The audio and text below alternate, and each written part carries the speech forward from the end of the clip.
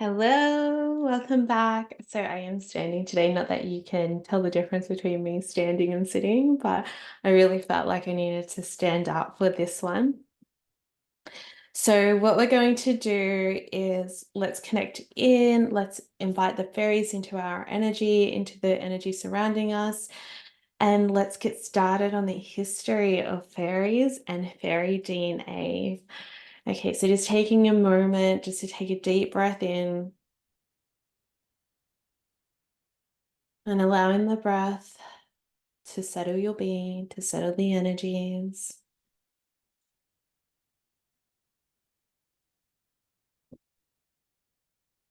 And just grounding you. So if you want to visualize like tree roots growing out the bottom of your feet or your base chakra, which is just around your hips, flowing down into Mother Earth. And just like a tree, keeping you rooted and grounded here in this plane.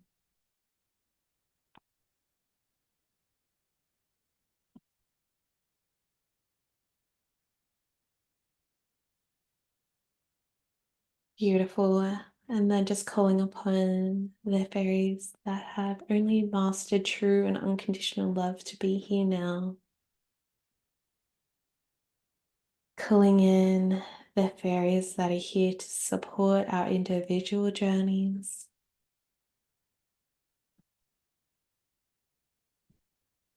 Beautiful. And just taking another deep breath as you come back to this space.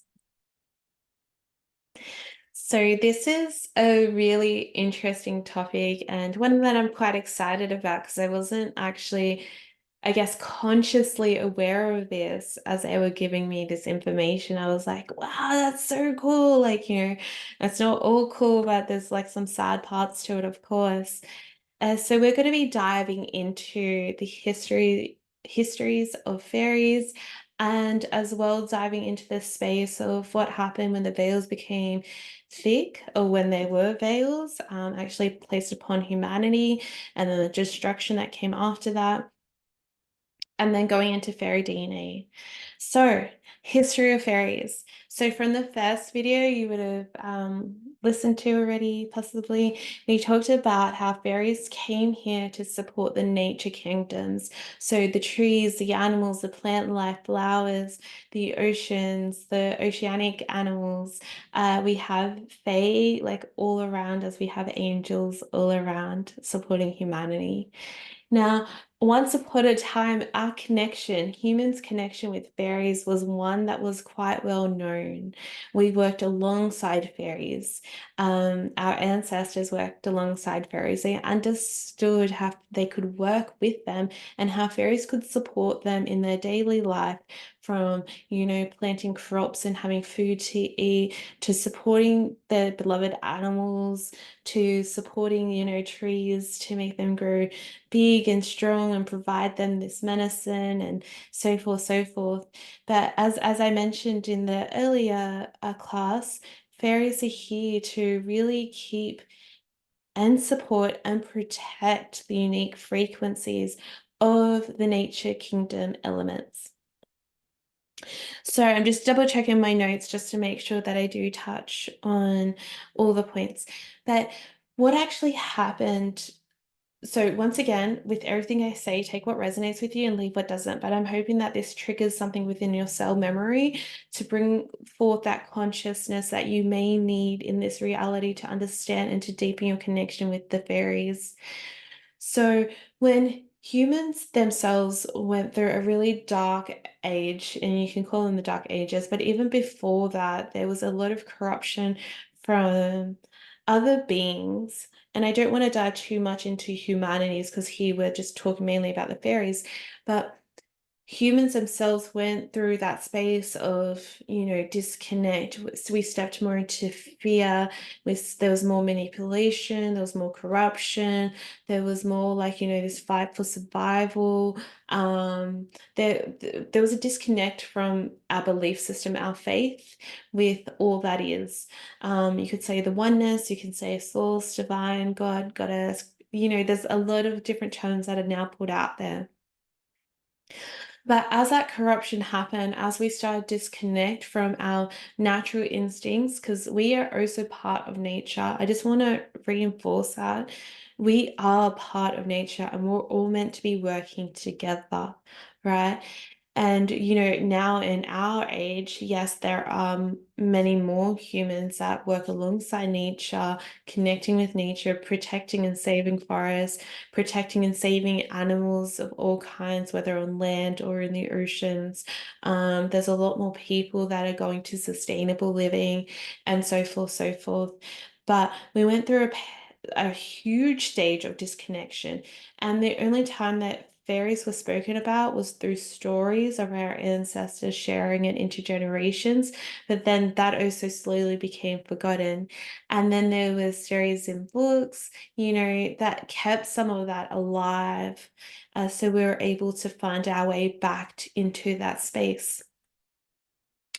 But what actually happened with the Fae? So as humans themselves started to disconnect from them, started to really enter into this manipulative control way of being, which wasn't necessarily our fault, but was part of our lessons of, this is why we choose to incarnate, was to go through these experiences, right? I do believe that. But what actually happened was that, some humans were then starting to overcome Fae beings.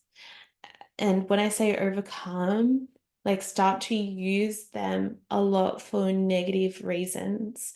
So once again, I'm only using positive and negative as terms. I hope I am. Anyways, that's my intention. Not saying dark or light, just positive and negative. And that's when fairies also decide to take a step back from humanity and start to not necessarily disconnect, but just take that step back because of what humans were doing to them. Then, on top of that, there were also negative beings in the fourth dimension that was trying to prohibit the fairies from being in their essence, in their magic, in their power. So some of the fairies actually had veils put upon them themselves, and then there were the fairies of the higher dimensions, which weren't the fifth dimension fairy beings were not corrupted. So they've gone through their own ascension process and reached, through wisdom, love, and power, this greater consciousness, which now they maintain and try and share with, other Fae beings and humans themselves as well, to remember the purity of the frequencies that they hold. So now the fourth dimension beings, which we will call negative beings, because I don't really like it. They're on their own journey as well, just like humanity. Like we are on our own journey. And then that's when you'll really get the mischievous ones. That's where the stories start to come out of like fairies taking children, of, if you see these little houses or like these little arches in plants, that's where fairies entice children in and they take them. Now, to me, this story holds true. And I know some of you will be going down other pathways of, maybe that's what they used as an excuse for missing children. Yes, there's to some extent, of course. But to me, for majority of it, is that the fairies were trying to keep their presence here on planet Earth still very much alive. This is where, and I'm being told in the 1500s more so. I don't even know what era that is. But 15 and 1600s, but it can even go before and after. Anyways, this is where the fairies realized that they needed to find some other way to continue their lineage, to continue their connection here, because they needed more support to actually be the force, the essence that they came here to be, right? And because of all this corruption that was happening, that's the destruction of forests, the destruction of rainforests, the abuse of plants, animal kingdom, uh, the forgotten herbal medicines, forgotten flower medicines, so forth, so forth. So when the Fae beings, when these high dimensional Fae beings came together, they actually went up and asked for guidance from other beings as to what to do. One of the guidance that they had received, I'm not saying this is the only one of the guidance that they had received was to start, there was two ways. There was the way to start shifting some of the human's DNA with that of the Fae. And to do that, which humans, so I'm going to take a step back because I don't want you to be like, what? So human DNA actually comes from a variety of sources. So we're not just human because of our evolution, we're human because of the stars and other beings on other star platforms. And once again, take what resonates, leave what doesn't. I'm not telling you to believe this because I'm just saying it. Always feel into what's right for you. So, a lot of us, like, you could say that our lungs came from a one planet, so forth, so forth. And I'm not, as well, I want you to know that I'm also not taken away from God creating us. I do believe in essence that God is our ultimate creator, God is divine, God is source, and there's a lot of terms that could be interchangeably used here, God, goddess as well. I believe there's the two union. So I just want to say that, like, at the end of the day, we all did come from source. That is my belief. What term you use is, yours to use, and what you believe in is for you to believe in.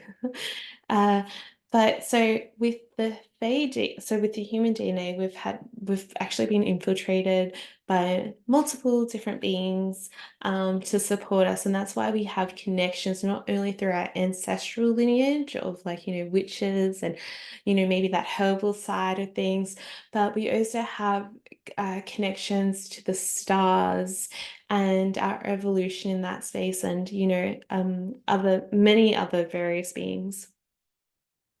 So the Fae actually started to do that. They started to, work on our multidimensional bodies, work on the cellular memory, work on the, our DNA structure. And not all human beings have the same DNA, as you may be aware. I don't know. I just so not all of us are connected to the Fae, which is quite evident, or nature, which is quite evident. But nature always has nature itself is connected to everyone because we are all part of nature. So as the fairies started doing this, and obviously the fastest way for fairies to do this was to sleep with women. And kind of these women would have these babies that would be part fairy, but have the human DNA, but the magic and the essence of Fae. And that's sometimes why babies went missing as well, because they were part of the fairy kingdom, and the king, let's say the king of that fairy kingdom, wanted this fairy being back so that they could teach them their ways and they could help on a much larger scale being physical, because there became that time when I was saying that the veils became thicker with the humans, there became that time when the humans disconnected from the fairies, but the fairies really needed humans and the Fae to work together. So this is one way that they could have kept that going. I'm just gonna have some water because it is definitely a lot of information. Okay, so what that looks like in today's age. Number one, it looks like the humans that are so deeply connected with nature that literally want to protect it with all that they have. They are the tree huggers, the nature lovers, the animal lovers, vets, like vet nurses, veterinarians, um, they're the ocean lovers in the sense of like loving the ocean kingdom, the ocean animals, but they can also be a mix of different breeds as well. Uh, so that's what it looks like today. That is literally what it looks like today, because that's what was happening. The fairies were losing not necessarily their power, but the essence and the truth of why they were here on planet Earth, and they needed to maintain that. They needed to maintain their presence. So they could support Mother Earth and humanity during these great, great shifts. I'm just checking their notes. So that is why, as well, some people can actually see fairies because they are part fairy. It's in their DNA, So when people say, oh, I brought this book, I haven't actually read it, but the story on the back was like each page in this book was like a page out, like there were these two sisters and they would see these fairies and talk to them, close the book on it, and then their imprints would be stuck on the book. And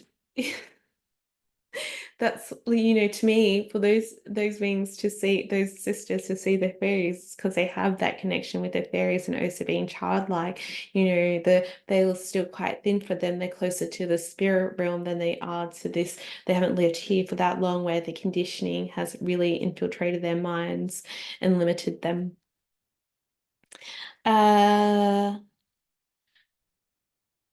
And so, as well, by doing what the fairies had actually done with the human DNA and breeding with human women, is that they kind of not locked themselves in, but ensured that, the magic will never be forgotten. So, although that we can't see them with our physical eyes and only our third eye, and like I was saying before as well, it's when they are ready to show themselves because of all the corruption. So they will actually like sense your energy. They could be around you for weeks, months, maybe even years before they decide to be like, okay, now it's time to be seen.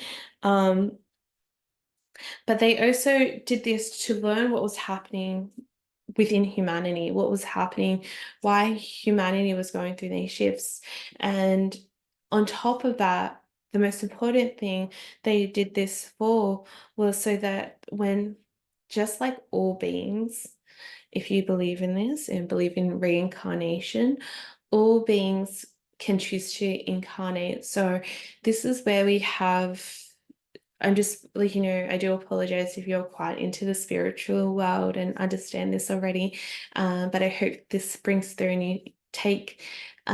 This is where we have beings like, for example, star beings coming in to human form because we have star being DNA and they're able to adjust, into this physical body, into the human body, and hold that frequency. So same thing with fairies. So the people, not because I know there's a lot of people out there that say they feel like they don't belong, and most of the time they don't. But most of the time it could be, that they just haven't found their feet here, which is absolutely normal. But it could be as well because their last incarnation was a fairy being. Their last incarnation was a Palladian. Their last incarnation was like a dragon, you know. So we have a lot of different things here at play. All right, so I'm going to leave it as that. I hope that answers some of your questions that you may have in regards to fairies and bring some exciting new light to fairy DNA and the veils and a little bit more about the history of fairies. All right, let's love. Bye.